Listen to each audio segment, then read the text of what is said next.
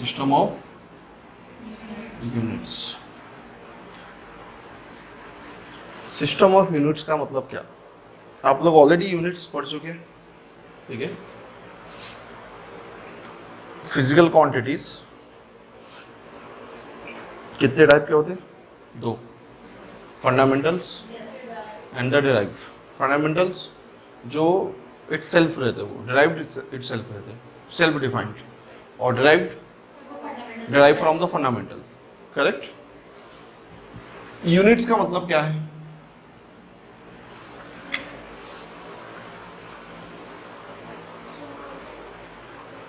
Units का मतलब क्या?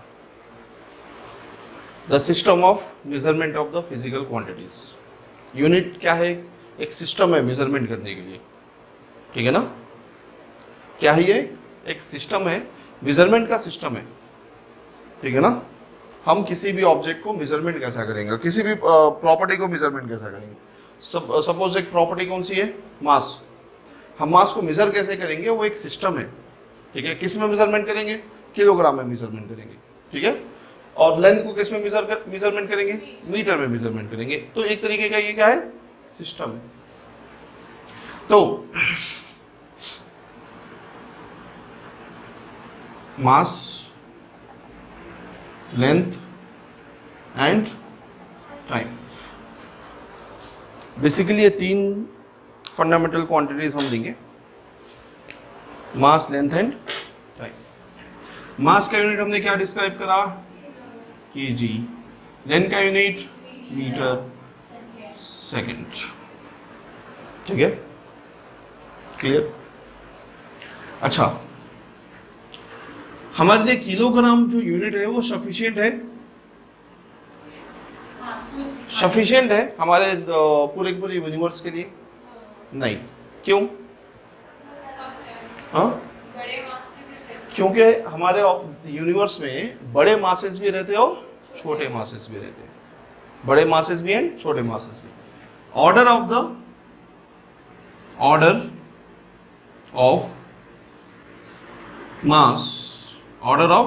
मास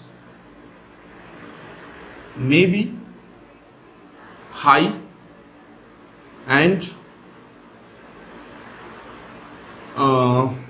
low। लो का मतलब वेरी लो, ठीक है। ऑर्डर ऑफ द मास ज्यादा हाई भी हो सकता है और लो भी हो सकता है। कैसे? हाई के बारे में बात क्या करेंगे हम? देखेंगे mass of the planet, mass of planet. अब mass of the planet, planet तो बहुत बड़ी चीज हो गई, चलिए हम अपने अर्थ में ही आते हैं। Mass of truck, mass of truck. एक ट्रक का मास हमको मेजरमेंट करना है, कैसे करेंगे? किलोग्राम से। किलोग्राम में हम क्या लिखेंगे?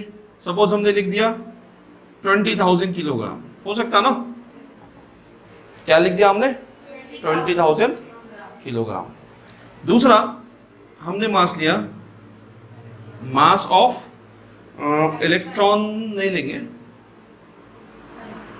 नहीं, साइकिल भी नहीं लेंगे।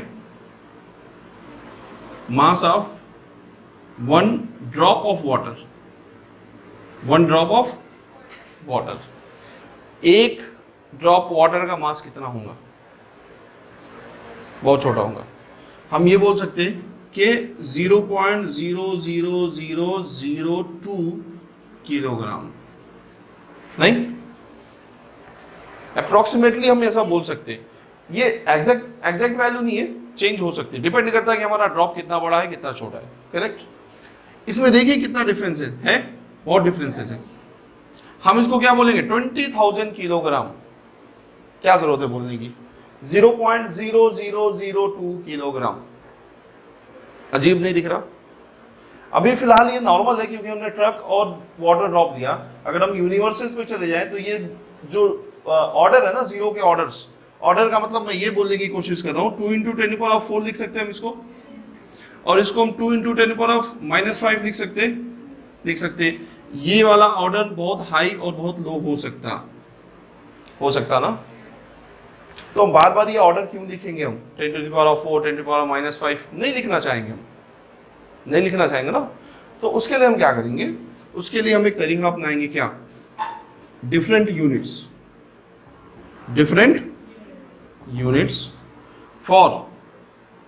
For same physical quantity, different units for same physical quantity. जैसे मास है हमारे पास, क्या है ये, मास है। अब मास के लिए ये दोनों का मास ही है ना, एक ही क्वांटिटी है ना, लेकिन इसके लिए हम अलग यूनिट यूज करेंगे और इसके लिए अलग यूनिट यूज करेंगे, ठीक है। इसके लिए जो यूनिट हम यूज करेंगे वो हम इसको चेंज कर देंगे, क्या कर देंगे, हम एक ये बता देंगे कि 1000 किलोग्राम, अगर 1000 किलोग्राम है तो हम उसको बार बार 1000 किलो नहीं बोलेंगे, हम क्या बोलेंगे, 1 टन।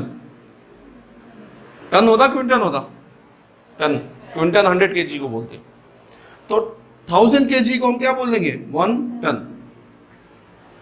नहीं, हमने एक नई यूनिट बना दी किलोग्राम की, ये अलग कुछ नहीं है, वो किलोग्राम में ही है, लेकिन हमने इस 10⁻³ केजी को हमने 1 टन बोल दिया, 10⁻³ केजी को 1 टन बोल दिया।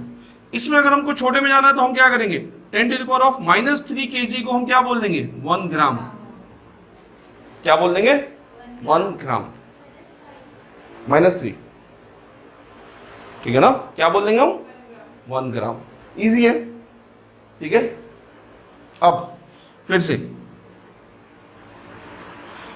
देखिए, अब हम इसको अगर हम लिखना चाहें तो हम सीधा हम क्या लिख सकते हैं, 20 ton.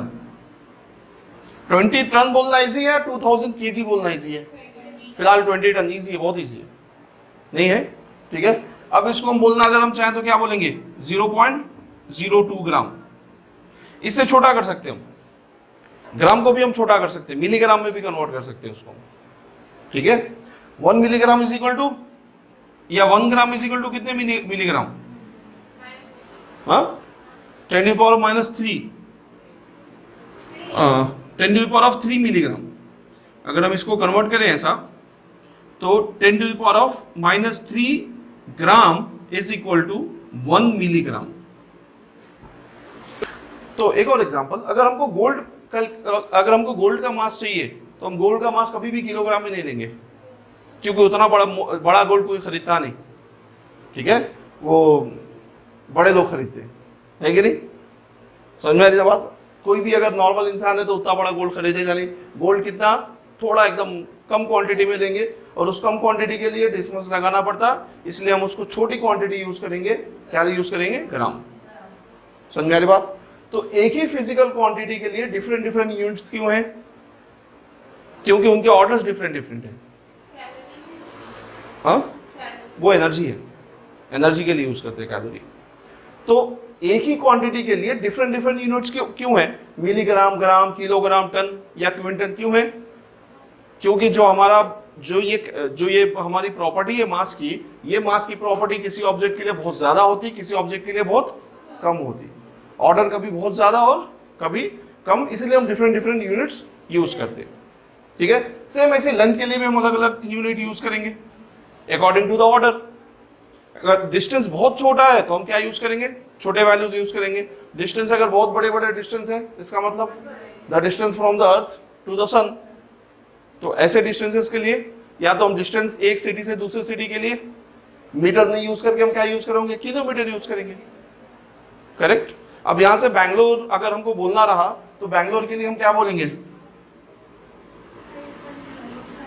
5 lakh kilometre, 5 lakh metre, ऐसा बोलेंगे आप बार बार, क्यों बोलेंगे, सिंपल हम ये बोल देना 500 किलोमीटर, क्योंकि 1 kilometre is what, 1 kilometre is equal to 1000 metre.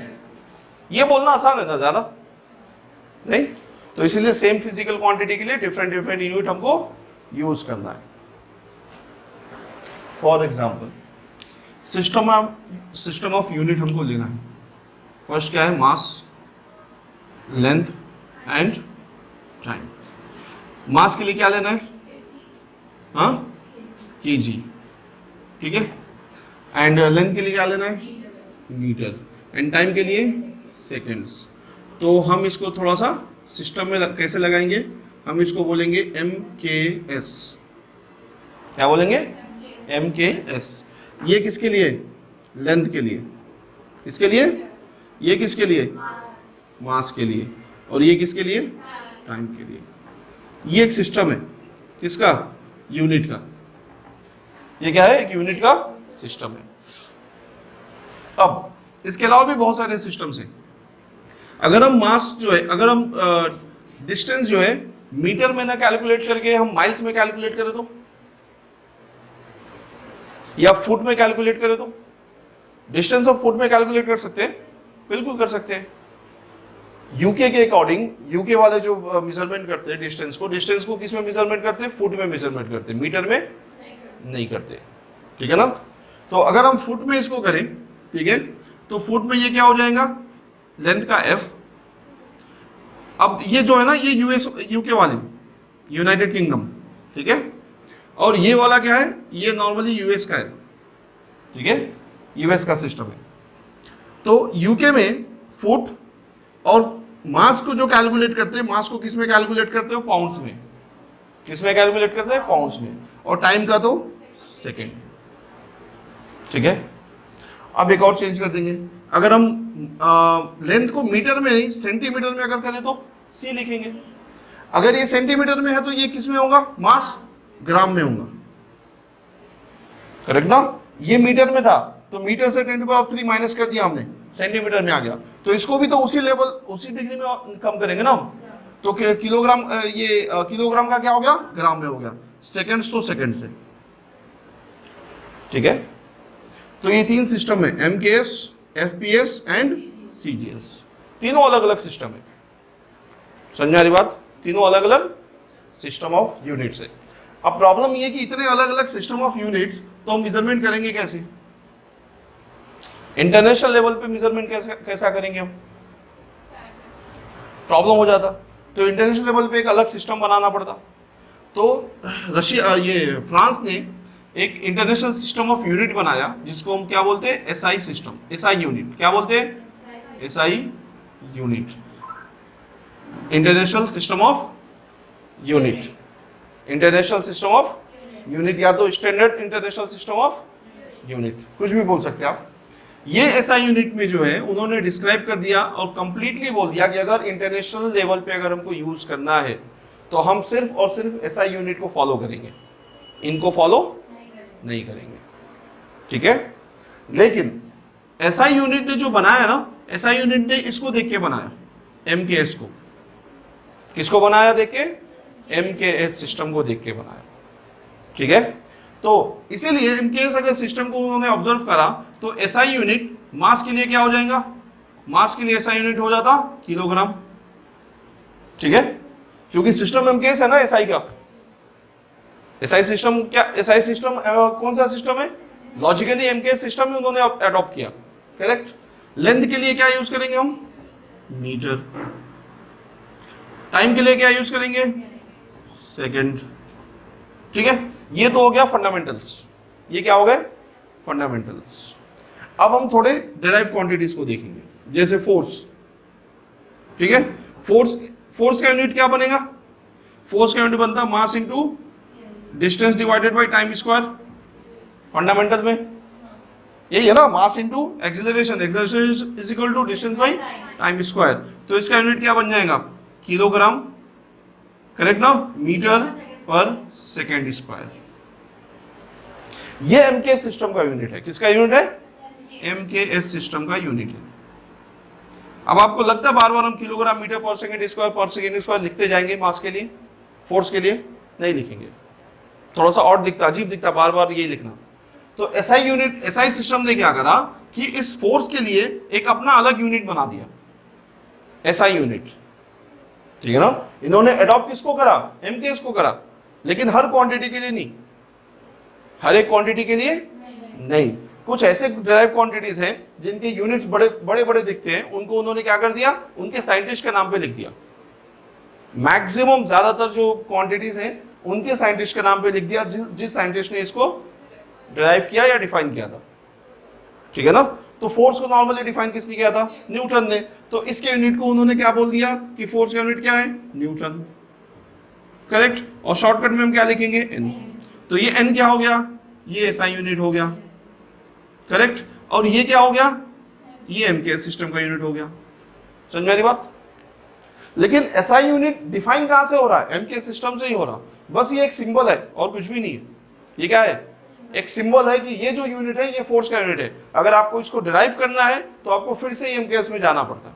बिना एमकेएस के आप इसमें कुछ भी नहीं कर सकते। ठीक है, इसका मतलब ये कि अगर इसको चेंज करना है यूनिट को, मान लीजिए यहाँ पे एमकेएस सिस्टम है, एसआई यूनिट है, एसआई यूनिट एमकेएस सिस्टम को फॉलो करता है। न्यूटन का मतलब क्या है, न्यूटन का मतलब है kilogram metre per second square. Newton का मतलब ये नहीं है, किलोग्राम को हम क्या किस में लिख सकते हैं, किलोग्राम को हम सेंटीमीटर में भी लिख सकते हैं, सॉरी ग्राम में भी लिख सकते हैं। ठीक है, तो ग्राम सेंटीमीटर पर सेकंड स्क्वायर लिख दिया मैंने। ये भी तो एक यूनिट है ना, किसका, फोर्स का। लेकिन ये कौन सा यूनिट है, ये सीजीएस सिस्टम का यूनिट है। ये वाले यूनिट में जो भी वैल्यूज है वो ग्राम सेंटीमीटर और सेकंड्स में है। जो भी वैल्यूज है वो किसमें है, ग्राम सेंटीमीटर और सेकंड्स में है। और इसमें कौन से किसमें यूनिट है, वो जो भी इसका जो मास है वो किलोग्राम में है, जो डिस्टेंस है वो मीटर में है, और जो टाइम है वो सेकंड्स में है। ये वाले यूनिट के लिए इसका जो मास है ये ग्राम में होगा, इसका जो डिस्टेंस है वो सेंटीमीटर में होगा, और इसका जो टाइम है वो सेकंड में होगा। बात समझ में आ गई, कोई डाउट, क्लियर ना। जैसे अगर मैं लिखा यहां पे, अब ये जो न्यूटन है ना, ये न्यूटन इसको फॉलो नहीं करता। किसको फॉलो नहीं करता, सीजीएस सिस्टम को फॉलो नहीं करता। 1 newton is equal to kilogram metre per second square होता, 1 newton is equal to gram centimetre per square नहीं होता। करेक्ट ना, डाउट है क्या, हाँ मैं बता रहा हूं, सेम नहीं अलग है, बहुत फर्क है, उसके वैल्यूज में फर्क है ना। आप 1 किलोमीटर को, आप 1 किलोमीटर को 1 मीटर बोल सकते हैं, नहीं बोल सकते ना,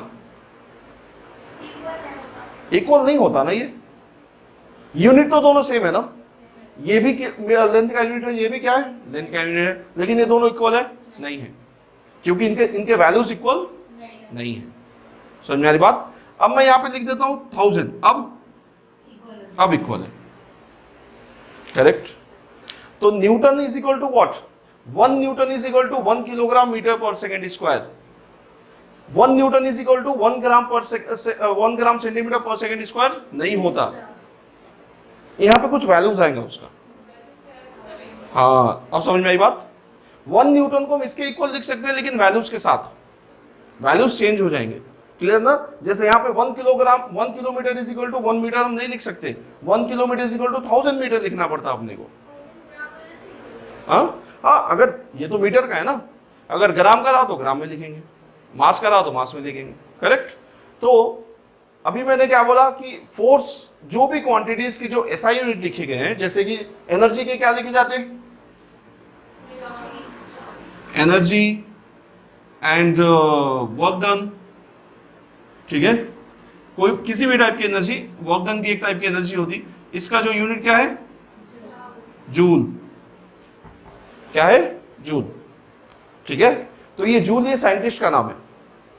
1 जूल इज इक्वल टू होता क्या, 1 joule is equal to unit in MKS system, unit in MKS system. जो इसका एमकेएस सिस्टम में यूनिट होगा वही यूनिट 1 जूल के इक्वल होगा। ठीक है, एमकेएस सिस्टम में इसका यूनिट क्या है, एमकेएस सिस्टम में यूनिट ये है कि kilogram metre square per second square. किसका यूनिट है, एनर्जी का, करेक्ट। तो 1 joule is equal to this much, correct ना। 1 joule is equal to 1 kilogram metre square per second square.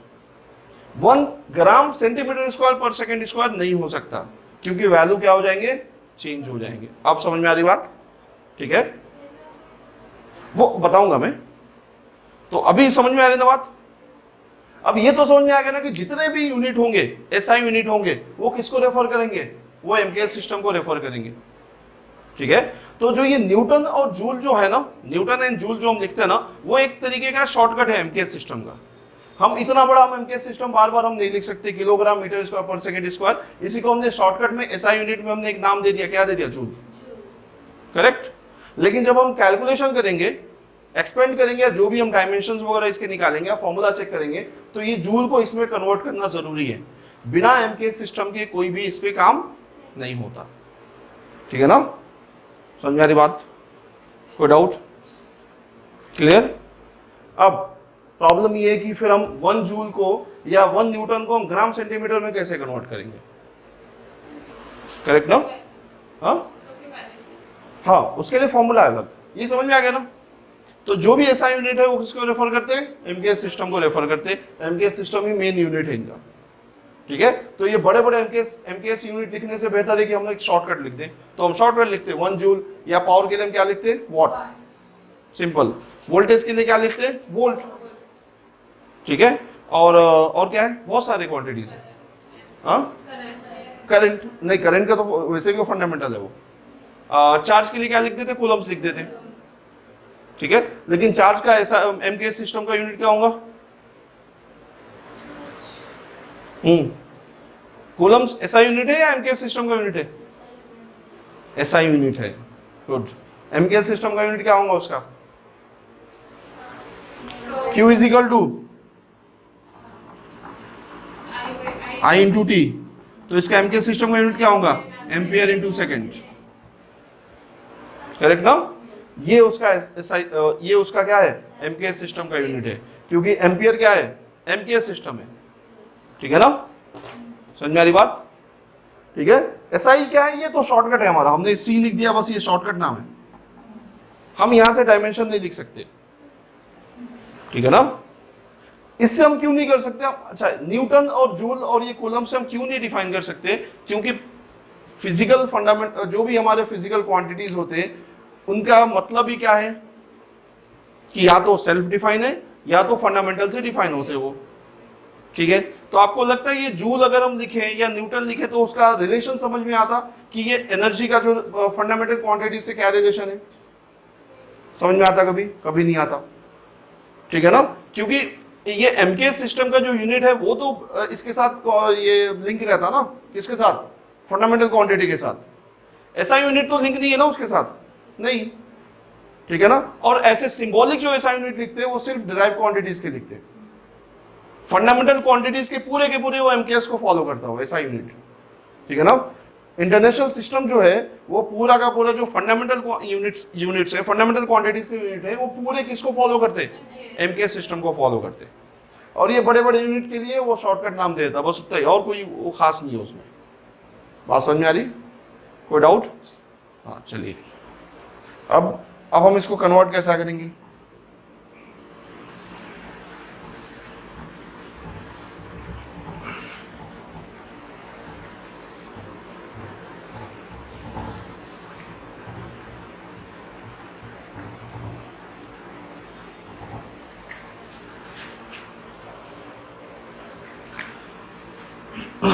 मान लीजिए एक सिस्टम ऑफ यूनिट है Q1, ये एक सिस्टम ऑफ यूनिट है, क्वांटिटी है, या एक क्वांटिटी है Q1। ठीक है, एक क्वांटिटी क्या है? Q। इसके दो यूनिट है, दो सिस्टम के यूनिट है, एक U1 और U2 हो सकते हैं ना। एग्जांपल दे देता हूं, ये क्या है हमारा? क्या है? मास है, और ये दो यूनिट में है, किसमें? किलोग्राम में एंड ग्राम में। हो सकता, थोड़ा सा और कॉम्प्लिकेट करता हूं मैं इसको, स्पीड में जाएंगे। किसमें? स्पीड में। इसके दो यूनिट है, कौन सा? किलोमीटर पर आवर, और कौन सा यूनिट है? Metre per hour, metre per second. ठीक है, ये डिफरेंट सिस्टम है और ये डिफरेंट सिस्टम है। ठीक है, ये तो वैसे भी इन तीनों में नहीं आता, और मैं बोला कि ये सिर्फ 3 सिस्टम नहीं है, वो अपने आप में इंटरचेंज करके कोई भी सिस्टम बना सकते हैं, random.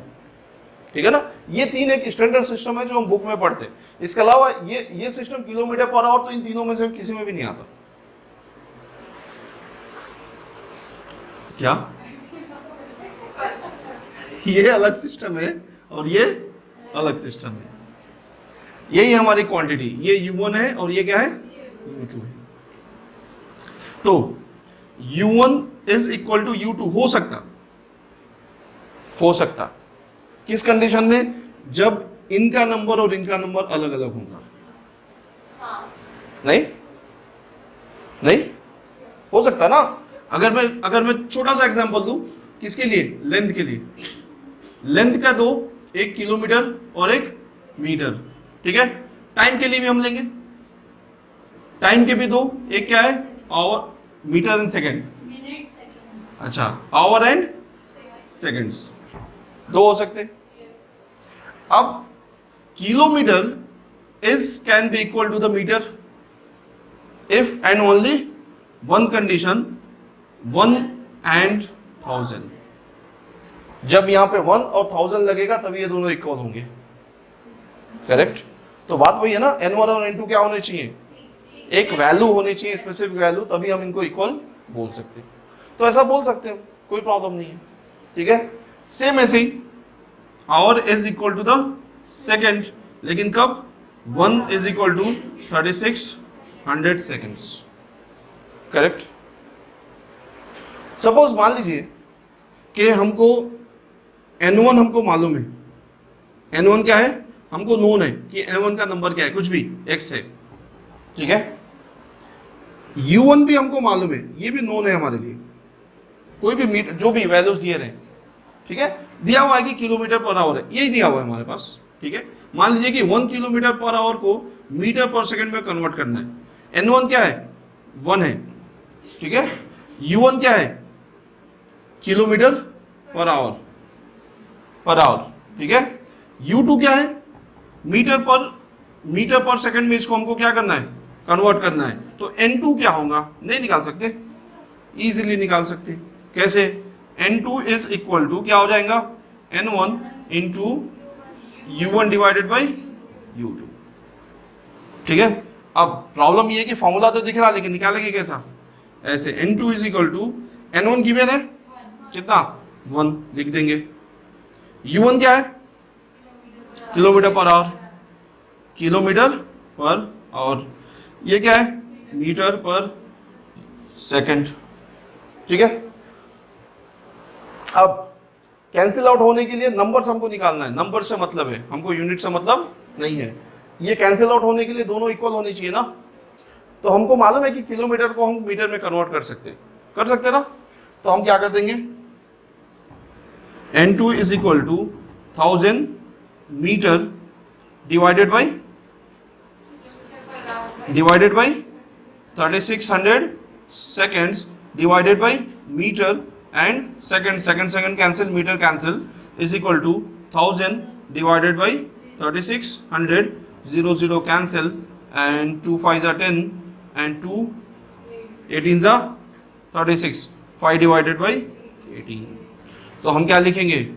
1 kilometre per hour is equal to 5 divided by 18 metre per second. नहीं देख सकते? ये हमको पूरे के पूरे फिजिक्स में काम में आता। ये वैल्यू याद है आपको? ठीक है। और ये सिर्फ वैल्यू नहीं, ये तो बहुत ज्यादा काम में आता अपने को, क्योंकि हम मैकेनिक्स में जो है ना ज्यादातर चीजें किलोमीटर पर आवर में रहती, ठीक है। तो फिलहाल ये पूरे के पूरे जो है ना साइंस में काम में आता। कन्वर्जन नहीं आता, बिना कन्वर्जन के आप साइंस पढ़ते कभी? न्यूमेरिकल्स गलत क्यों होते? क्योंकि कन्वर्जन नहीं आता, ठीक है। तो कन्वर्जन कैसे करना है? ऐसे कर लेना है।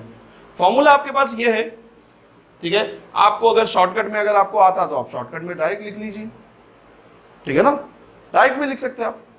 अब इसमें गलती क्या होती है, एक और बताता हूं मैं। एरिया किस में दिया हुआ है?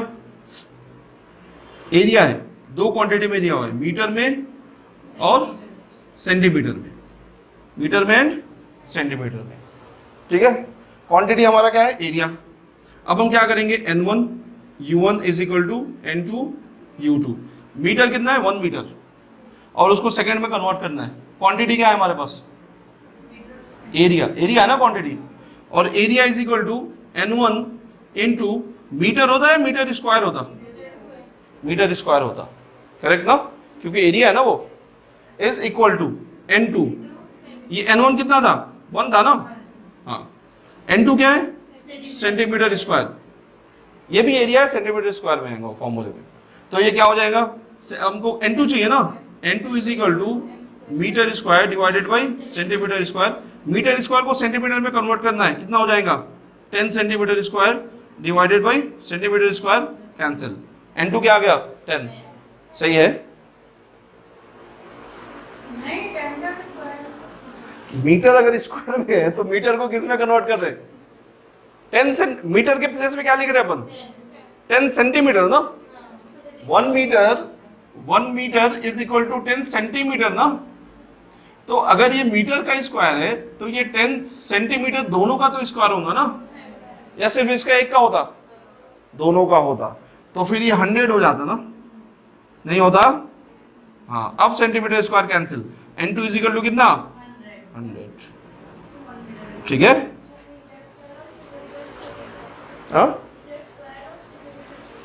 कन्वर्ट करना है अपने को, एरिया है अपने पास, एरिया अपने पास मीटर में दिया हुआ है, इसको सेंटीमीटर में कन्वर्ट करना है, ठीक है ना।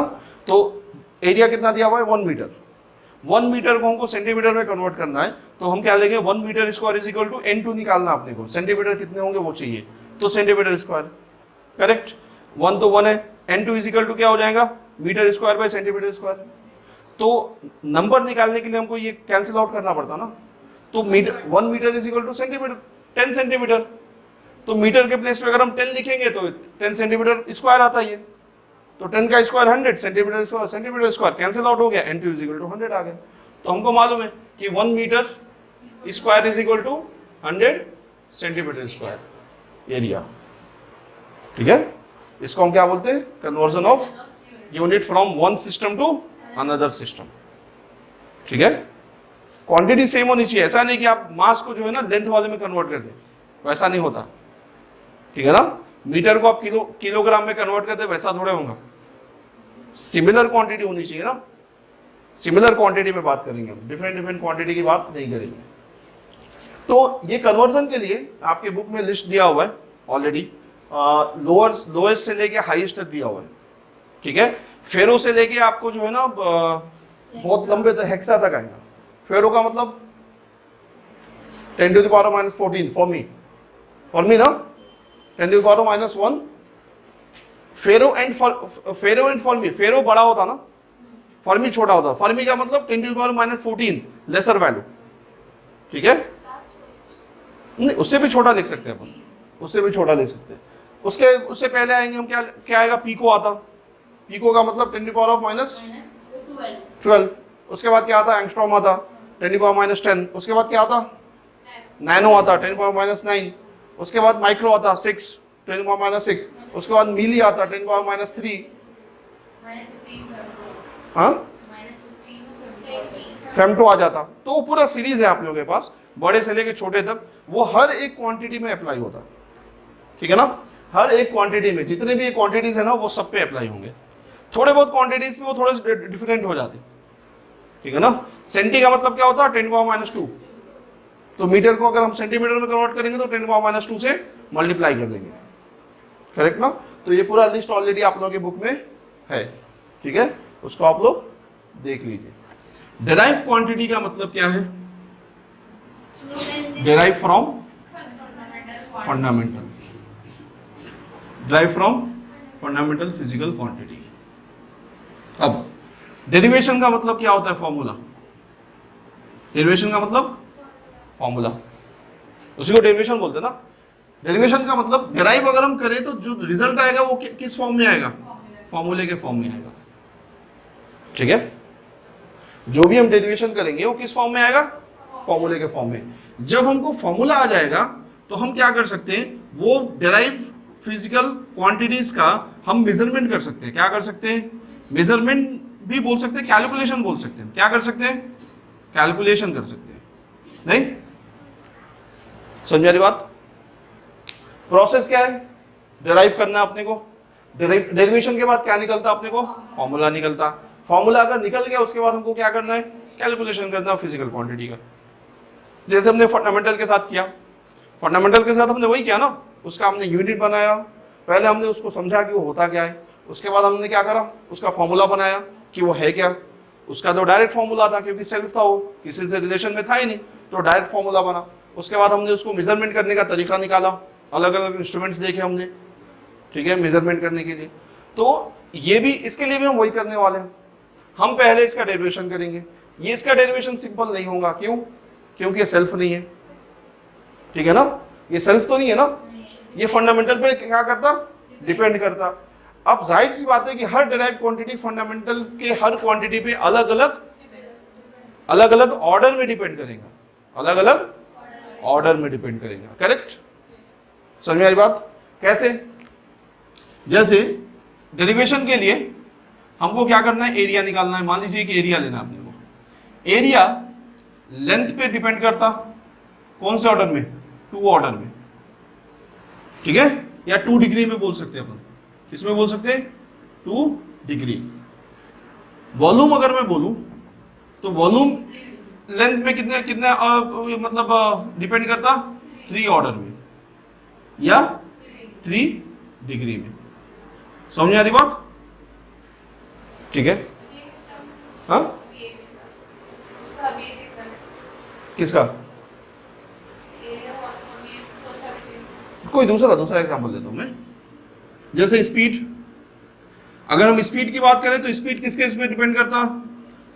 लेंथ। डिस्टेंस का मतलब लेंथ ही है ना।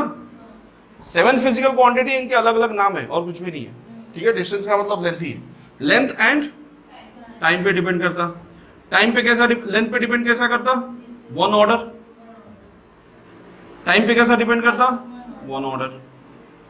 करेक्ट ना? करेक्ट।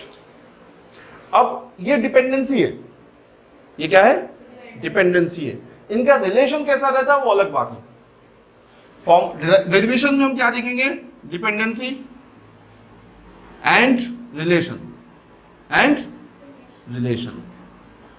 ठीक है, डिपेंडेंसी एंड रिलेशन। अगर हम फोर्स की बात करें तो इसमें क्या होता? मास कॉमा लेंथ कॉमा टाइम, ठीक है। ये कितना? 1, ये कितना? 1, और ये कितना? 2। करेक्ट ना? समझ में आ रही बात? अब डिपेंडेंसी और रिलेशन हमको निकालना है। ये रिलेशन निकालने के बाद हमको फॉर्मूला बन जाता। रिलेशन निकालते क्या बन जाता? फॉर्मूला बन जाता। कैसे? सिंपल है। Force is directly proportional to mass, correct, and it is also directly proportional to the length. Time दो ऑर्डर में है ना। टाइम कितने ऑर्डर में है? 2, लेकिन इसका रिलेशन कैसा है? Inversely proportional. क्या है? Time square. तो फॉर्मूला कैसा बना? अगर हमने रिलेशन निकाल लिया इन तीनों से तो फॉर्मूला क्या बना? F is equal to mass into length divided by time. आ गया ना? टाइम स्क्वायर आ गया ना फॉर्मूला। तो अपने को क्या चाहिए? पहले डिपेंडेंसी चाहिए उसकी, उसके बाद क्या चाहिए? उसका रिलेशन चाहिए, और रिलेशन आने के बाद क्या बन जाता? फॉर्मूला बन जाता। अब अगर ये फॉर्मूला बन गया तो हमको मास, डिस्टेंस और टाइम चाहिए। इन तीनों को कैलकुलेट करके हम फोर्स निकाल सकते हैं। बात समझ में आ गई? बात समझ में आई ना? हमने फॉर्मूला बनाया, अब ये फॉर्मूले को हम यूज करेंगे और इसी फॉर्मूले को यूज करके हम फोर्स का कैलकुलेशन करेंगे, ठीक है ना? फंडामेंटल में हम क्या कर रहे थे? फंडामेंटल में डायरेक्ट हम मेजरमेंट कर लेते थे, इंस्ट्रूमेंट लगा रहे थे, कैलकुलेट हो जा रहा था, उसमें कोई टेंशन ही नहीं था। इसमें टेंशन है। इसमें पहले अपने को फॉर्मूला लंबा बनाना है मेहनत करके, ठीक है। उसके बाद फॉर्मूला बनाने के बाद इसमें क्या करना है? अपने को मास भी चाहिए, लेंथ भी चाहिए, टाइम भी चाहिए। अगर कोई भी एक नहीं है तो फोर्स नहीं निकल सकता, ठीक है ना? अगर कोई भी एक क्वांटिटी इसमें गिवन नहीं है तो फोर्स निकाल सकते? नहीं निकाल सकते। हमको सब चाहिए फोर्स निकालने के लिए, चाहिए ना? ठीक है। अब हो सकता है कि कोई ये क्वांटिटी इसमें ना हो, तो ये क्वांटिटी कहीं और से निकाल सकते हैं हम, उसी कंडीशन में किसी और फॉर्मूले से निकालेंगे। अब फॉर्मूला एक दूसरे से रिलेशन में रहता है ना, फॉर्मूलेस भी रिलेशन में रहते हैं। तो अलग अलग फॉर्मूले को हम बैलेंस करके, अलग अलग फॉर्मूले के कैलकुलेशन करके हम अलग अलग क्वांटिटीज के वैल्यूज को निकालेंगे, फिर इसके फोर्स में फॉर्मूले में रखेंगे और फोर्स हमारा कैलकुलेट होता। और पूरे फिजिक्स में सिर्फ हम यही करते हैं और कुछ भी नहीं करते। इसके अलावा कुछ करते हैं आप लोग? आप न्यूमेरिकल पढ़ते, क्वेश्चन पढ़ते, डेटा रहता आपके पास, वो डेटा अगर डायरेक्ट सफिशिएंट है तो आप फॉर्मूला लिखते, आप फॉर्मूले में वैल्यूज लिखते हैं और हो जाता सॉल्व। अगर कुछ क्वांटिटीज नहीं है तो उसमें दूसरे भी केसेस रहते, उस केसेस से उस फॉर्मूले से अलग फॉर्मूला लिखते आप, उससे आप वैल्यूज निकालते, फिर आप ये फॉर्मूले में रखते, फिर आप वैल्यूज निकाल लेते। इसके अलावा फिजिक्स में करते क्या? आप सोचिए कि इसके अलावा कुछ भी करते हैं आप पूरे फिजिक्स में, पूरा मतलब ये सिलेबस कहाँ से स्टार्ट होता? Physical world. फिजिकल वर्ल्ड से कम्युनिकेशन सिस्टम तो नहीं है नीट में, सेमीकंडक्टर, वहां तक आप, या तो फिजिक्स छोड़ दीजिए, केमिस्ट्री ले लीजिए आप, फिजिक्स केमिस्ट्री या कोई भी ले लीजिए आप इनके अलावा कोई काम करते? कुछ नहीं करते। आप कंडीशन पढ़ते, कंडीशंस को देखते, उसके फॉर्मूलेस को चेक करते, अगर फॉर्मूला नहीं है तो आप फॉर्मूला डिराइव करते। प्रॉब्लम में आप फॉर्मूला डिराइव करते ना, फॉर्मूला डिराइव करके फॉर्मूला बनाते और वैल्यूज लिखते और सॉल्व कर देते उसको। और क्या करते आप? और कुछ करते? इसको हम क्या बोलते? न्यूमेरिकल्स बोलते। या तो थोड़े क्वेश्चंस क्या रहते? कॉन्सेप्चुअल रहते, उसमें क्या रहता? कॉन्सेप्ट रहता, बस जॉब्स स्टडी कर रहे, उसी को खाली कॉन्सेप्ट लिख देना है, बस डेफिनेशन लिख रहे। और क्या है फिजिक्स में पढ़ने को? कुछ भी नहीं है कि नहीं? सिर्फ अपने को यही पढ़ना है बस, फिजिकल डिराइव क्वांटिटीज। अब पूरे लास्ट सेमीकंडक्टर तक हमको डिराइव क्वांटिटीज ही पढ़ते रहना है, ठीक है। अभी अलग बात है कि इसके रिलेशन और कैलकुलेशन में बड़े बड़ी चीजें आएंगी, बहुत प्रॉब्लम, एक्सपेरिमेंट्स भी हम कर सकते हैं, बहुत बड़े बड़े एक्सपेरिमेंट भी हो सकते हैं, और वो हमारे नेचर के लिए यूजफुल भी हो सकता है, बहुत सारी चीजें हम इससे कर सकते हैं, ठीक है। तो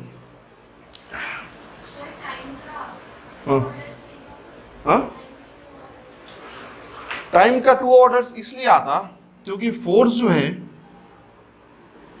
फोर्स का मतलब क्या है? अगर एक ऑब्जेक्ट पे फोर्स लगा, ठीक है, अगर एक ऑब्जेक्ट पे फोर्स लगा तो क्या क्या चीजें हो सकती हैं? डिस्टेंस इसका चेंज हो सकता है। डिस्टेंस क्या हो सकता? चेंज हो सकता है। डिस्टेंस चेंज होने के साथ वेलोसिटी भी आ सकती है। अगर सिर्फ या तो 2 चीजें हो सकती हैं, एक ऑब्जेक्ट अगर मोशन में है तो उसमें 2 काम हो सकते हैं। 2 काम क्या? कि या तो वो डिस्टेंस को अपने चेंज कर रहा, डिस्टेंस को चेंज कर रहा। अगर डिस्टेंस को चेंज करेगा तो हम उसको क्या बोलेंगे? स्पीड। डिस्टेंस को चेंज करेंगे तो क्या बोलेंगे? स्पीड। बट वो स्पीड का कैलकुलेशन किसके रिस्पेक्ट में? टाइम के रिस्पेक्ट में, कि वो डिस्टेंस टाइम के रिस्पेक्ट में कितना ज्यादा चेंज कर रहा। तो टाइम रिलेशन में आया कि नहीं आया? कितने रिलेशन में आया? एक बार, करेक्ट। अगर डिस्टेंस चेंज हो रहा तो हो सकता सिर्फ डिस्टेंस चेंज हो रहा, वेलोसिटी चेंज नहीं हो रही, हो सकता ना। तो अगर डिस्टेंस चेंज हो रहा तो टाइम रिलेशन में है एक बार, वेलोसिटी चेंज हो रही। अब मान लेते हैं कि वेलोसिटी भी चेंज हो रही। अगर वेलोसिटी भी चेंज हो रही तो without change in distance velocity change हो सकती? नहीं हो सकती, करेक्ट। बात समझ में है ना? विदाउट चेंज इन डिस्टेंस या डिस्प्लेसमेंट वेलोसिटी चेंज हो सकती? नहीं हो सकती, ठीक है ना। हाँ, तो वेलोसिटी का चेंज होना भी तो टाइम के रिस्पेक्ट में है ना। तो वेलोसिटी जब चेंज हो रही तो क्या आ रहा? एक्सेलरेशन आ रहा, और एक्सेलरेशन से फोर्स डायरेक्ट रिलेशन में है। लेकिन एक्सेलरेशन के चेंज होना टाइम 2 बार आ रहा, इसमें 2 रिलेशन में, एक बार डिस्टेंस के साथ और एक बार वेलोसिटी के साथ, तो 2 ऑर्डर में नहीं है टाइम। समझ में आ गया? हाँ, और डीपली समझ में आया। बुक में नहीं लिखा हुआ ये सब कहीं पे भी, ठीक है ना, क्योंकि मैं बुक पढ़ता है नहीं। चलिए, हो गया ना ये। अब हम फॉर्मूला डिराइव करेंगे कि कैसे इसके फॉर्मूले डिराइव होंगे।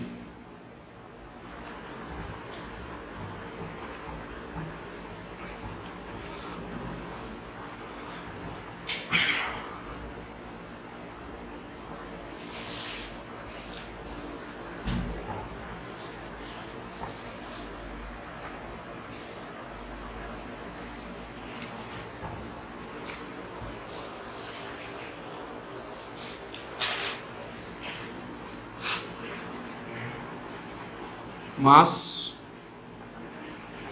लेंथ, टाइम, इलेक्ट्रिक करंट, और क्या है? ल्यूमिनस इंटेंसिटी, नहीं, टेम्परेचर भी तो है ना, temperature and amount of substance, ठीक है। ये हमारे physical quantity, fundamental physical quantity, ये इसके यूनिट्स हैं क्या, केजी, मीटर, टाइम और एम्पियर, अरे sorry second, ampere, candela and kelvin and मोल। ठीक है, ये इसके यूनिट्स हैं। अब हम क्या बनाने वाले हैं, डेराइव क्वांटिटीज बनाने वाले हैं, फॉर्मूलेज बनाने वाले हैं। तो फॉर्मूलेज बनाने के लिए सबसे बेसिक चीजें देखेंगे हम, एरिया एंड वॉल्यूम। एरिया के लिए हम लोग को चाहिए क्या, लेंथ इनटू लेंथ। एरिया के लिए क्या चाहिए, लेंथ इनटू लेंथ। लेंथ का यूनिट क्या रहता, मीटर, इसका यूनिट क्या रहता, मीटर, तो इसका यूनिट क्या हो जाएगा, मीटर स्क्वायर हो जाता। ये क्या है इसका यूनिट। ठीक है, वॉल्यूम का क्या होता, length into length into length. अब आप ये मत भूलिए length into breadth into height होता फॉर्मूला इसका। ब्रेथ भी लेंथ ही है, हाइट भी लेंथ ही है, तीनों लेंथ ही है। तो ये क्या हो जाएगा, मीटर क्यूब, इसका यूनिट है, जिसको हम क्यूबिक मीटर भी बोलते हैं। इसको हम स्क्वायर मीटर भी बोल सकते हैं और क्यूबिक मीटर भी बोल सकते हैं। बुक में ये भी लिखा रहता, आप लोगों की बुक में नहीं है स्क्वायर मीटर, या इसको क्या लिख रहा था, क्यूबिक मीटर। ठीक है, वॉल्यूम में हमको ज्यादा मिलेगा, ये सेंटीमीटर में रहता ना ज्यादातर, तो सीसी लिखा हो रहता, क्यूबिक सेंटीमीटर बहुत ज्यादा। ठीक है, तो क्यूबिक सेंटीमीटर का मतलब क्या है, कुछ भी नहीं है, सेंटीमीटर क्यूब यही है। ठीक है, वो कुछ अलग यूनिट नहीं है, इसी को हम वर्ड्स में लिख देंगे बस। अब आप एक चीज सोचिए, हाँ यूनिट चेंज हो जाएगा ना, मीटर से सेंटीमीटर में, बस उतना ही। हाँ, अलग वैल्यू अलग रहती। अगर ये क्यूबिक सेंटीमीटर दिया हुआ है, अगर हमको एमकेएस सिस्टम में जाना है तो इसको क्यूबिक सेंटीमीटर से मीटर क्यूब में कन्वर्ट करना पड़ता। लेकिन ज्यादातर चीजें क्यूबिक सेंटीमीटर मिलती है हमारे पास, तो हम उसको कन्वर्ट करते हैं जरूरत के हिसाब से, अगर जरूरत है तो एक चीज ध्यान दीजिए आप, एरिया 2 टाइम्स लेंथ पे डिपेंड कर रहा। एरिया लेंथ कितने टाइम्स में है, 2 टाइम्स में लेंथ है, या 2 ऑर्डर में, टाइम्स नहीं बोलेंगे, टाइम्स बोलूंगा तो आप बोलेंगे 2L हो जाता, नहीं, 2 ऑर्डर में है वो। एरिया कितने ऑर्डर में, 2 ऑर्डर में है। वॉल्यूम एरिया कितने ऑर्डर में है, 3 ऑर्डर में। अच्छा, इसका शेप कैसा रहता है एरिया का, 2D या 2 डायमेंशनल, 2 डायमेंशनल। इसका शेप कैसा रहता, 3 डायमेंशनल। ठीक है, एक लेंथ भी मैं लिखता हूं, इसका शेप कैसा रहता, 1 डायमेंशनल। कुछ समझ में आ रहा आप लोगों को, क्या पावर और डायमेंशन एक ही चीज है। कितने ऑर्डर में वो डिपेंड कर रहा, वो क्या डिसाइड करेगा, उसका डायमेंशन डिसाइड करेगा, उसका डायमेंशन डिसाइड करेगा कि वो क्वांटिटी कितने डायमेंशन में है। करेक्ट ना, किसी भी क्वांटिटी का ऑर्डर, अगर ये फंडामेंटल क्वांटिटी 2 टाइम्स, ये फंडामेंटल क्वांटिटी अगर 2 ऑर्डर में इस पे डिपेंड कर रही, तो एरिया का डायमेंशन क्या होगा, 2 डायमेंशनल होगा। ठीक है ना, अगर ये 3 में है तो एरिया वॉल्यूम का डायमेंशन क्या होगा, 3 डायमेंशन में होगा। अगर ये लेंथ खाली लेंथ है तो एक सिंगल लाइन हम ड्रॉ कर देंगे 1 डायमेंशन का। करेक्ट, तो डिपेंडेंसी क्या है, एक तरीके की डायमेंशन वाली चीज है। क्या है ये क्वांटिटी का डायमेंशन डिसाइड कर रहा है कि क्वांटिटी उस पर्टिकुलर फंडामेंटल क्वांटिटी के कितने डायमेंशन में है। ठीक है ना, तो ऐसे ही सेम हम फोर्स को क्या बोलेंगे, फोर्स मास पे 1 डायमेंशन में है, डिस्टेंस पे 1 डायमेंशन में है, टाइम के 2 डायमेंशन में है, बोल सकते ना हम। ठीक है, तो अब हम क्या लिखेंगे, हम डिपेंडेंसी छोड़ के हम एक नाम देंगे, हम क्या बोलेंगे, डायमेंशन। क्या बोलेंगे, डायमेंशन। और हम हर डेराइव क्वांटिटीज का एनालिसिस करेंगे। क्या करेंगे, एनालिसिस कि वो उनका डायमेंशन कितना है, उनका डायमेंशन कितना है। हर ये डेराइव क्वांटिटीज में फंडामेंटल क्वांटिटीज के डायमेंशंस कितने हैं। ठीक है ना, इसको हम क्या बोलते हैं, डायमेंशनल एनालिसिस। ठीक है, डायमेंशनल एनालिसिस, ठीक है, या शॉर्टकट में हम इसको क्या लिखेंगे, डायमेंशन, करेक्ट। ये डायमेंशन से क्या डिसाइड होने वाला है, फॉर्मूला। ये डायमेंशन से क्या डिसाइड होने वाला है, फिजिकल क्वांटिटी का फॉर्मूला। फॉर्मूला किसके रेस्पेक्ट में, फंडामेंटल क्वांटिटीज के रेस्पेक्ट में, ये डिसाइड होने वाला है ना। फंडामेंटल क्वांटिटी के रेस्पेक्ट में इसका डिराइव क्वांटिटी का फॉर्मूला डिसाइड होने वाला है। इसका मतलब है डायमेंशन क्या डिसाइड करता, फॉर्मूला डिसाइड करता, करेक्ट। कुछ ऐसे क्वांटिटी है जिनका डायमेंशन हो भी सकता और नहीं भी हो सकता। कुछ ऐसे भी क्वांटिटी है जिनका यूनिट हो भी सकता और नहीं भी हो सकता। क्यों? क्योंकि हम यूनिट को समझ चुके हैं कि यूनिट अपने आप में मल्टीप्लाई भी होता और डिवाइड भी होता, ठीक है। तो अगर हम लेंथ डिवाइडेड बाय लेंथ कर दें, ठीक है, तो इसका यूनिट क्या होगा, मीटर डिवाइडेड बाय मीटर, ये कैंसिल हो जाएगा और नो यूनिट, और ऑलरेडी हमने करा था, ठीक है, सॉल्यूशन में, क्लियर ना, कोई डाउट? तो यूनिट लेस भी हो सकते हैं, अगर यूनिट नहीं होगा तो डायमेंशन भी नहीं होगा। यूनिट और डायमेंशन क्या है, दोनों एक ही चीज है। यूनिट होने का मतलब क्या है कि उसमें फंडामेंटल क्वांटिटी है। यूनिट होने का मतलब क्या है कि उसमें फंडामेंटल क्वांटिटी है, और यूनिट नहीं होने का मतलब क्या है कि उसमें कोई फंडामेंटल क्वांटिटी नहीं है, सिर्फ नंबर है। सिर्फ क्या है, वैल्यूज है, नंबर्स हैं, उसमें फंडामेंटल क्वांटिटी नहीं है उसके अंदर। समझ में आ रही बात, ठीक है। जैसे रेशियो का मतलब क्या है, सिर्फ दो क्वांटिटी का रिलेशन, सिर्फ दो क्वांटिटी का क्या है रिलेशन, रेशियो इस टू में रेशियो। तो उसका यूनिट क्यों होगा कोई, क्योंकि खाली रिलेशन पूछ रहा ना वो, यूनिट तो खत्म कर देंगे, यूनिट नो यूनिट उसका, ठीक है। तो डायमेंशन देखेंगे हमको फॉर्मूलेस बनाने हैं, हमने यूनिट अलग अलग kilogram, metre, seconds, ampere, candela, kelvin, mole हमने दिखा। तो जाहिर सी बात है डायमेंशन के लिए भी तो हम ऐसे सिंबल्स लिखेंगे जो हम यूज करेंगे फॉर्मूले के लिए, फॉर्मूले को चेक करने के लिए, क्रॉस चेक करने के लिए। क्योंकि जरूरी नहीं है कि फॉर्मूले सिर्फ फंडामेंटल क्वांटिटी में हो, जरूरी नहीं है कि फॉर्मूले फंडामेंटल क्वांटिटी में हो। फॉर्मूले जो है ना शॉर्ट करके डिराइव एंड डिराइव में हो सकते हैं। जैसे कि फोर्स, जरूरी नहीं कि फोर्स जो है हमारा किलोग्राम, फोर्स जो है हमारा किसमें, मास, डिस्टेंस एंड टाइम स्क्वायर में होगा, ये जरूरी नहीं। फोर्स किसमें, मास इंटू एक्सेलरेशन में भी हो सकता, ठीक है। फोर्स किसमें हो सकता है, मास इंटू एक्सेलरेशन में भी हो सकता। और फोर्स किसमें हो सकता, जल्दी बोलिए, हाँ, force energy divided by distance में भी हो सकता, नहीं हो सकता। अगेन फोर्स किसमें हो सकता,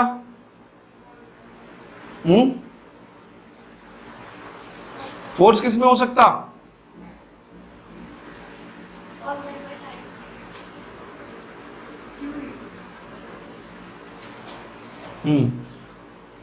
मोमेंटम इंटू टाइम, इसमें भी हो सकता ना, डीपी इंटू डी टी, इसमें भी हो सकता ना फोर्स। तो फोर्स का सिर्फ एक फॉर्मूला नहीं, फोर्स के अलग अलग फॉर्मूलेज हो सकते हैं, अलग अलग क्वांटिटीज में हो सकते हैं, ठीक है ना। इसका मतलब ये नहीं कि अलग है, ये सारे के सारे एक हैं, सारे के सारे सेम है।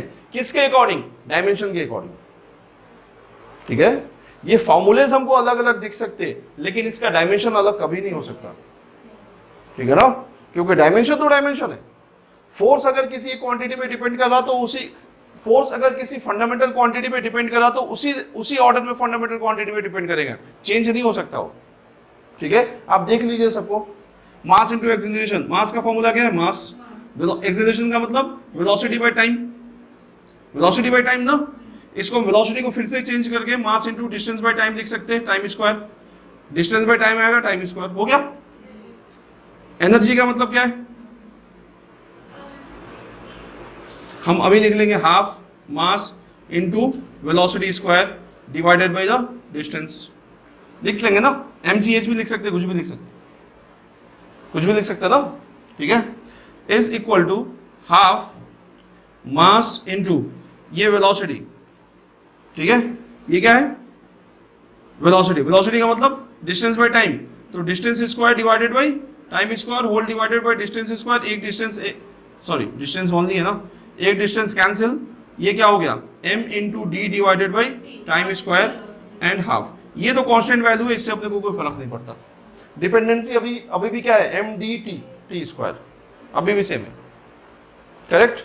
यहां पे आप चेक करिए, मोमेंटम का मतलब क्या होता है, मास इनटू वेलोसिटी, ठीक है ना, मास इनटू वेलोसिटी, ये डिवाइडेड बाई टी होगा, ठीक है।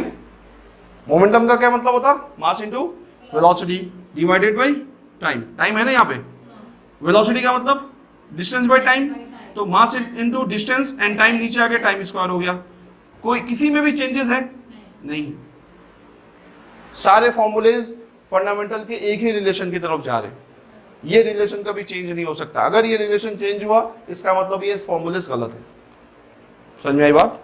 तो डायमेंशनल फॉर्मूले, डायमेंशनल एनालिसिस हम किस पे करते, फंडामेंटल क्वांटिटीज के रिलेशन पे करते, इन पे नहीं करते। ये फॉर्मूलेज हो सकते हैं अलग अलग, अकॉर्डिंग टू द सिचुएशन हम अलग अलग फॉर्मूलेज अलग अलग रिलेशन बना सकते हैं। डेराइव और डेराइव के बीच में रिलेशन हो सकता, ठीक है ना, लेकिन वो इन्हीं के रेस्पेक्ट में होगा हमेशा।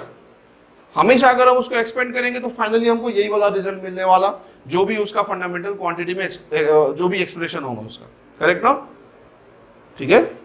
तो अब हमको क्या लिखना है, फंडामेंटल क्वांटिटी के रिस्पेक्ट में हमको सबका फॉर्मूला लिखना है, क्योंकि वो हमको बताएगा कि फॉर्मूला सही है या गलत है। दुनिया में कहीं पे भी अगर फोर्स कोई भी फोर्स का फॉर्मूला है, अगर फाइनली निकल के अगर वो मास डिस्टेंस बाय टाइम स्क्वायर नहीं आ रहा तो वो फोर्स गलत है, ठीक है ना, वो फोर्स क्या है, गलत है। फाइनल जो कंक्लूजन आना चाहिए किसमें, फंडामेंटल क्वांटिटी के एक्सप्रेशन में। फंडामेंटल क्वांटिटी में अगर हमने एक्सप्रेस कर दिया तो फाइनल यही आना चाहिए, इसके अलावा कुछ आना नहीं चाहिए। अगर ये नहीं आ रहा इसका मतलब फॉर्मूला क्या है, रॉन्ग, ठीक है। वही फॉर्मूला उसीलिए चेक करने के लिए हम बार बार यूनिट नहीं लिखेंगे। यहाँ पे मैं यूनिट नाम लिख रहा हूं ना, मास डिस्टेंस टाइम, ये सब नहीं लिख के हम ये डायमेंशन लिखेंगे, ठीक है ना। डायमेंशन डिसाइड करेगा कि उसका फॉर्मूला सही है या गलत है, या डायमेंशन फॉर्मूला भी बनाएगा, ठीक है ना। देखिए कैसे, पहले हम यहाँ पे डायमेंशनल जो है ना सिंबल्स लिख लेते हैं। क्या लिखेंगे, डायमेंशनल सिंबल्स। तो मास के लिए हम क्या लिखेंगे, एम, कैपिटल एम। लेंथ के लिए हम क्या लिखेंगे, एल। टाइम के लिए क्या लिखेंगे, टी, आई ई नहीं, ए लिख लेंगे, और आई सी लिख सकते हैं, आई चलता, ठीक है। टी इसमें नहीं लिखेंगे, हम क्या लिख लेंगे, केल्विन, और इसके लिए हम मोल लिख लेंगे, ठीक है। और ये जरा सा कुछ ज्यादा स्पेशल है,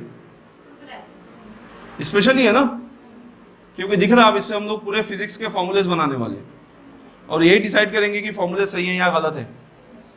तो ये छोटे मोटे तो है नहीं, ये पूरा फिजिक्स का फ्यूचर डिसाइड करने वाले हैं फिलहाल अभी, है ना। ये स्पेशल केस है, इसलिए हम इनको क्या लिखेंगे, ब्रैकेट में लिख लेंगे, ठीक है। अब कुछ क्वांटिटी के फॉर्मूलेज इक्वल हो सकते, क्यों इक्वल हो सकते, क्योंकि इन क्वांटिटीज के रिलेशन एक जैसे होंगे, करेक्ट ना। जैसे energy and work done, energy and work done, इन दोनों के जो डायमेंशनल फॉर्मूलेज हैं, या डायमेंशनल के फाइनल जो हमारा फॉर्मूला है वो एक हो सकता है ना, बिल्कुल हो सकता है। क्यों, क्योंकि दोनों का जो रिलेशन है फंडामेंटल क्वांटिटीज के साथ वो सेम है, ठीक है। तो दोनों का जो डायमेंशनल फॉर्मूला है या दोनों का जो यूनिट है वो सेम हो सकता।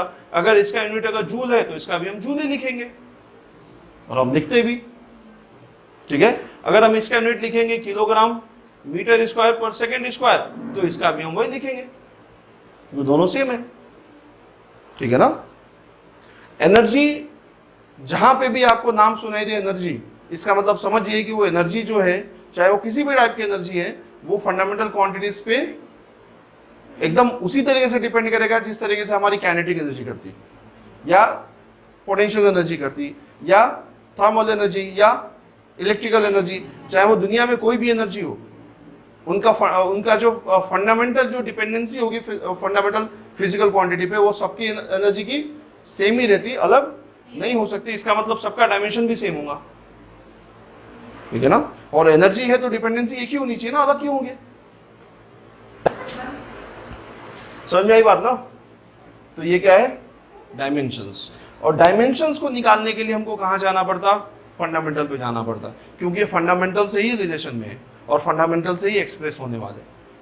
समझ में आ रही बात। तो जितने भी क्वांटिटीज हैं वो हर एक क्वांटिटीज, डिराइव क्वांटिटीज हो सकता है कि वो एक दूसरे के जैसे बिहेव करते हो, या उनकी डिपेंडेंसी या उनके डायमेंशनल फॉर्मूले एक जैसे होते होंगे, हो सकते, क्यों नहीं हो सकते? ठीक है, समझ में आ रही बात?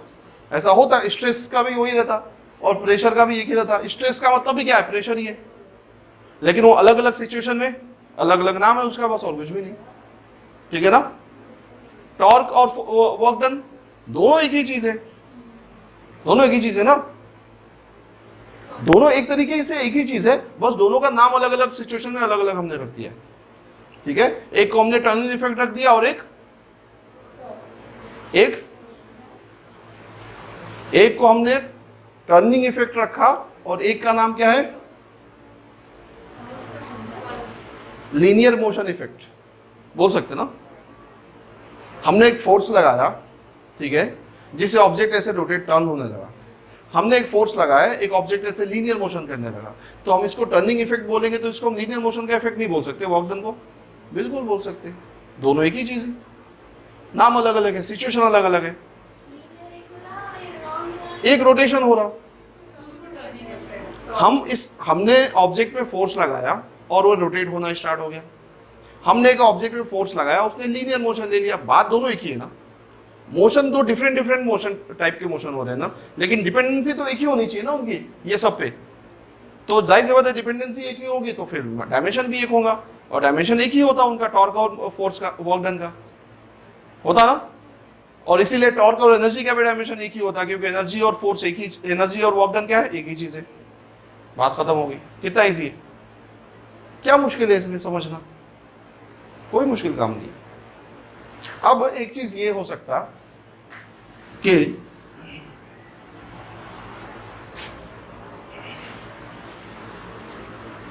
फोर्स का डायमेंशन निकालना है। क्या निकालना है?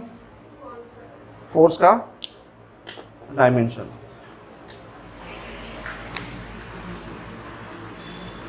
फोर्स का क्या चाहिए? डायमेंशन। लेकिन हमने ये जो डायमेंशन फॉर्मूले है ना, वो चेंज कर दिए। कर सकते ना, हम कर सकते ना, क्यों नहीं कर सकते? हम सिचुएशन के हिसाब से हम बदल नहीं सकते, हम बोल नहीं सकते। मैं ये नहीं बोल सकता कि फिलहाल अभी सिचुएशन ये है, आप इस पे फोर्स का डायमेंशन निकाल के बताइए, नहीं बोल सकता। बोल सकता, वो सही है या गलत है उससे क्या मतलब है आपको?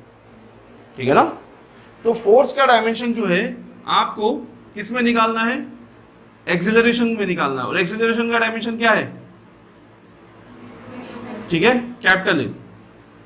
एक्सेलरेशन का डायमेंशन क्या है? Capital A. और किस में निकालना है? हाँ, किस में निकालना है? मोमेंटम में निकालना है। किस में निकालना है? मोमेंटम में। किसमें? और मोमेंटम का डायमेंशन क्या है? पी। मोमेंटम का डायमेंशन क्या है? पी। ठीक है, अब निकाल के बताइए क्या होगा। कैसे निकालेंगे? हमको इसमें लिखना है ए एंड पी। अब आपको एक चीज मालूम कि force is directly proportional to the acceleration and force is directly proportional to momentum, लेकिन इन दोनों को F equal to P A नहीं लिख सकते, क्योंकि ये गलत है। आपको जाना है फिर से इसी में, नहीं? तो हम क्या करेंगे, हम थोड़ा सा ट्रिक यूज करेंगे, ये नहीं लिखेंगे। हमको एक चीज मालूम है, क्या? डायरेक्टली लिखा हुआ है मैंने कि वो एक्सेलरेशन है और वो क्या है? मोमेंटम है। एक्सेलरेशन है और मोमेंटम है। तो acceleration is equal to what? Mass into mass into mass, sorry, distance divided by time square. Correct ना? या तो मैं ये लिख सकता हूं कि capital A is equal to M L T to the power of -2 लिख सकता हूं। यही है ना? ए किसके बराबर लिखना है अपने को? एक्सेलरेशन के बराबर लिखना है ना। ए क्यों? ये अलग लिखना है, उसी के इक्वल लिखना है। पी को किसके इक्वल लिखना है? मास इंटू वेलोसिटी के। तो ये क्या हो जाएगा? M L T to the power of -1 mass into velocity. यही है ना? करेक्ट? कोई डाउट नहीं। इसको हमको क्या सेट करना है? हमको फोर्स में सेट करना है। कर सकते क्या? इसका क्या रहता? ml T⁻⁻² रहता, ठीक है। एंड मैं एक और ऑब्जेक्ट लिख देता हूं, लेंथ। क्या है? लेंथ। और लेंथ का डायमेंशन कितना है? l। ये अपने को देना पड़ता, ठीक है। हो गया? अब हम लिख सकते, बिल्कुल लिख सकते। हम अलग अलग करेंगे। फोर्स हमको चाहिए और ये इसका डायमेंशन है। डायमेंशन अपने को चेंज नहीं करना है, डायमेंशन चेंज नहीं करना है। m और t पे -1 किसके लिए आ गया ये? ठीक है। और मैं यहाँ पे टाइम भी लेंगे अपन। टाइम किसका है? कैपिटल T का। m और t पे या l और t पे -2 किसके लिए? a के लिए। तो मैं यहाँ पे m और a लिख सकता हूं। एक्सेलरेशन आ गया। अपने को क्या चाहिए? हाँ, मोमेंटम चाहिए। मोमेंटम कहाँ से लाएंगे? मोमेंटम के लिए हमको L(t⁻⁻1) चाहिए, नहीं है अपने पास। तो क्या करेंगे? मल्टीप्लाई डिवाइड कर देंगे। L(t⁻⁻1) divided by L(t⁻⁻1). L(t⁻⁻1) को मैं और यहाँ पे चेंज करता हूँ कि ये मुझे चाहिए वेलोसिटी में भी चाहिए। अब और इजी वो हो गया। क्या चाहिए? वेलोसिटी में चाहिए। अब आप सोचेंगे कि अच्छा वेलोसिटी भी चाहिए अपने को, तो वेलोसिटी भी हम यहाँ पे लिख देंगे। वेलोसिटी का क्या होता है? L(t⁻⁻1), होता, ठीक है। अब हम क्या करेंगे? इसको एक साथ लिखेंगे। m L(t⁻⁻1) ये चाहिए ना अपने को, a divided by L(t⁻⁻1). m L(t⁻⁻1) क्या है? मोमेंटम। L(t⁻⁻1) क्या है? वेलोसिटी। तो ये क्या बन गया? P A and V⁻⁻1। ये किसका डायमेंशन है? फोर्स का। हो गया? तो ऐसा भी निकाल सकते, कैसा भी निकाल सकते हैं। अब ये तो बहुत लंबा हो गया ना अपने लिए। अगर हमारे पास ऑप्शन रहता, first option, second option, third option, fourth option. Third option है PA V⁻⁻1, PA V and PA⁻⁻1 V⁻⁻2 and PA⁻⁻2 and V⁻⁻1। अब अगर हमारे पास ऑप्शन है तो सबसे आसान क्वेश्चन है। अपने को कुछ भी नहीं करना है, इसका डायमेंशन निकाल लेना। अगर इसका डायमेंशन, क्योंकि इसका डायमेंशन किसके बराबर होना चाहिए? फोर्स के बराबर होना चाहिए ना, क्योंकि फोर्स का डायमेंशन ही तो इसके रिस्पेक्ट P और A V के रिस्पेक्ट में लिखना है ना। तो अब इसका डायमेंशन निकालो, फोर्स के बराबर आ रहा कि नहीं आ रहा, ठीक है। इसमें आप कंफ्यूज हो सकते ना, इसमें कंफ्यूज हो सकते हैं आप। ये तो आसान है, नहीं है। ये क्या है? मोमेंटम। मोमेंटम को हम क्या लिख सकते हैं? m L(t⁻⁻1), correct. ये क्या है? L(t⁻⁻2), नीचे लिखेंगे ना क्योंकि A इनवर्स है ना, L(t⁻⁻2). और क्या है? हाँ, L² एंड T⁻⁻2 लिखेंगे। क्यों? क्योंकि ये -2 है इस पे, करेक्ट ना? करेक्ट। अब ये एक L से एक L कैंसिल, एक से ये कैंसिल, तो ये क्या बन जाता है? L ऊपर गया तो -2 एंड T⁻⁻3। ये तो फोर्स का डायमेंशन नहीं होता, तो फर्स्ट ऑप्शन गलत। आसान है। अब यही वैल्यूज रख के देख लीजिए, इसमें देखिए, चेक करिए, एकदम परफेक्ट आएगा ये। चेक करके देखिए इसको, तीनों चेक करके देखिए आप, चारों। ऐसा क्वेश्चन एक आया था शायद, 2 आए थे, और इसमें टेंशन में आ गए थे कि कैसे सॉल्व होगा। इतना ये अगर ऑप्शन दे दिया तो और आसान है, अगर ऑप्शन नहीं दिया तो मुश्किल है, ठीक है ना। अगर ऑप्शन है तो बहुत आसान है ये सब क्वेश्चन, बहुत आसान। कुछ करना नहीं उसमें, खाली सॉल्व कर लेना है। मैच करा तो ओके। अब आप लोग सोचेंगे, कोई भी सोचेगा कि इतना सिंपल सा है, इसमें से क्या ही क्वेश्चन पूछेंगे बेचारे, ऐसे क्वेश्चन पूछेंगे, ठीक है ना। कभी कभी यूनिट भी बदल देते हैं लोग, बिल्कुल बदल देते यूनिट, यूनिट के ऑर्डर बदल के कैलकुलेशन पूछते हो।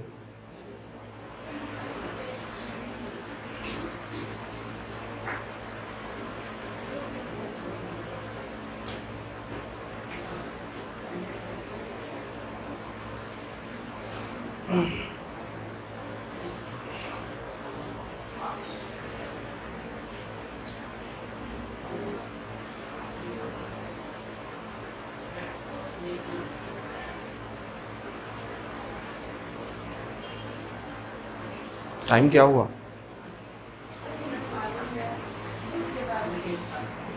हम्म,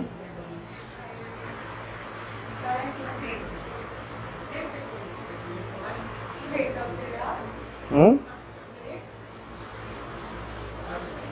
ब्रेक 6 बजे क्यों?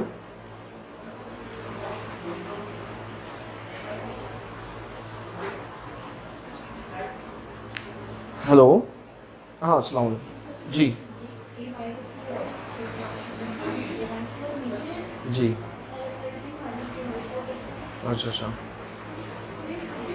अच्छा अच्छा, ज़रा सा बुक चाहिए था मेरे को अभी, ज़रा बच्चों को पढ़ने के लिए चाहिए था, वो बुक मांग रहे थे, तो मैं आते हुए ले लूँ क्या उधर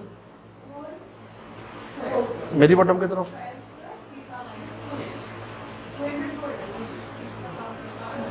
आसिफ नगर पे कहाँ? हाँ आ जाता हूँ, मैं पीस के पास आ जाता हूँ, आगे फ़ोन करता हूँ मैं 8 बजे के आसपास। ओके।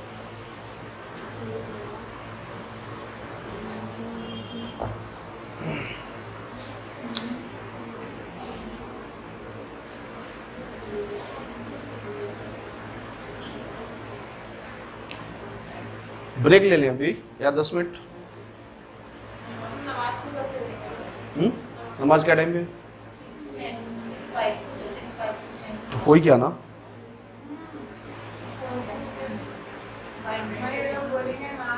5:55 हो गया।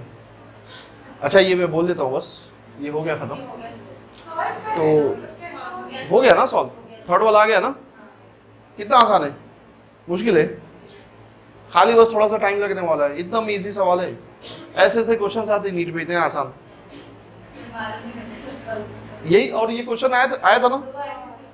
हाँ, तो डायमेंशनल के टाइप्स कैसे रहते हैं, या फिजिकल क्वांटिटी टाइप्स कैसा रहता? Physical quantity, type of the physical quantity according to the respect to the dimensional formula.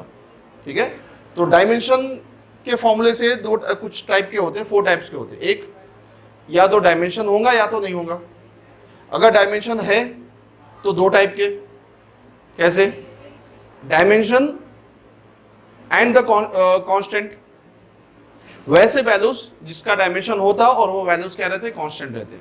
जैसे speed of light constant value है ना, लेकिन इसका डायमेंशन तो है ना, ये भी क्वांटिटी है ना। ठीक है, ये क्या नाम है, ग्रेविटेशनल कांस्टेंट, ये भी क्वांटिटी है, करेक्ट। इसके पास डायमेंशन है लेकिन इसका वैल्यू कांस्टेंट है। डायमेंशन एंड डायमेंशन, हम इसको क्या बोलते हैं? डायमेंशन विद द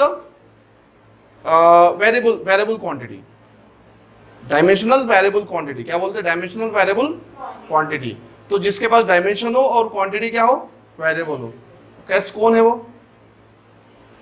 तो सब है वो, मास, लेंथ, टाइम, फोर्स, स्पीड, ये सारे क्वांटिटी। हाँ, जो कांस्टेंट है वेरिएबल है। ठीक है, डायमेंशन, डायमेंशनलेस। अब हम किसकी बात करेंगे? डायमेंशनलेस। 2 चीजें इसमें भी आएंगे, variable and constant. Dimensionless constant क्या होंगे? जिनका डायमेंशन नहीं है और वो कांस्टेंट है। क्या है वो? 1 2 3 4 5, पाई, पाई भी तो कांस्टेंट वैल्यू है ना, उसका कोई डायमेंशन है? नहीं है। तो ऐसे बहुत सारे वैल्यूज आ जाएंगे आपको, 1 2 3 4 नंबर्स का भी कोई डायमेंशन नहीं रहता और ये कांस्टेंट वैल्यू है। ठीक है, और क्या आ जाएंगे? Dimensionless variable. ये क्या होंगे? सबसे पहले तो स्ट्रेन आता, क्योंकि स्ट्रेन का मतलब क्या है? The ratio of the length. उसका कोई डायमेंशन नहीं है लेकिन वो वेरिएबल है। ऐसे बहुत सारे वैल्यूज आ जाएंगे, ठीक है ना, जिनका कोई डायमेंशन नहीं होता लेकिन वो वेरिएबल रहते हैं। ठीक है ना, तो ये 4 कैटेगरीज हैं, इसमें कुछ खास है नहीं। अब हम इसका एप्लीकेशन पढ़ेंगे हम डायमेंशन का, डायमेंशन एनालिसिस का एप्लीकेशन क्या है। उसमें दो एप्लीकेशन है, एक फॉर्मूला डेरिवेशन, एक फॉर्मूला डेरिवेशन और एक फॉर्मूला करेक्शन, फॉर्मूला करेक्शन और फॉर्मूला डेरिवेशन। एक हम इससे फॉर्मूले को चेक करते हैं कि फॉर्मूला सही है या गलत है, दूसरा हम इससे क्या चेक करते हैं, इससे हम क्या करते हैं, फॉर्मूले को डिराइव करते हैं। हमारे पास रिलेशन है और उस रिलेशन से हम फॉर्मूले को क्या कर देते हैं, डिराइव कर देते हैं। ठीक है, तो वो दोनों चीजें हम लोग कल देखेंगे। वो देख के उसके बाद हम लोग कल सिग्निफिकेंट फिगर्स पढ़ लेंगे। अगर टाइम रहा तो हम लोग एरर भी पढ़ लेंगे, एरर खत्म कर लेंगे।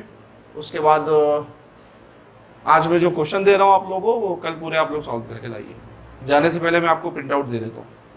ठीक है, ये बायो के नोट्स प्रिंट आउट ही लेके देने। ठीक है, ये चैप्टर खत्म होने के बाद मैं इसका नोट्स भी आपको दे दूंगा। ठीक है, फिजिक्स का पूरा नोट्स निकाल के दे देता हूँ मेरे पास। तो नोट्स ऑलरेडी बना लिए मैम। हाँ, बायोलॉजी का भी दूंगा क्वेश्चन आज मैं, बायोलॉजी और इसका दोनों देता हूँ मैं। केमिस्ट्री का नहीं, केमिस्ट्री का 1-2 दिन के बाद। ठीक है, और कल जो है, आज मैं ये दे दूंगा, कल आप लोगों को जो है ना थोड़े असाइनमेंट्स के क्वेश्चन दूंगा। इसको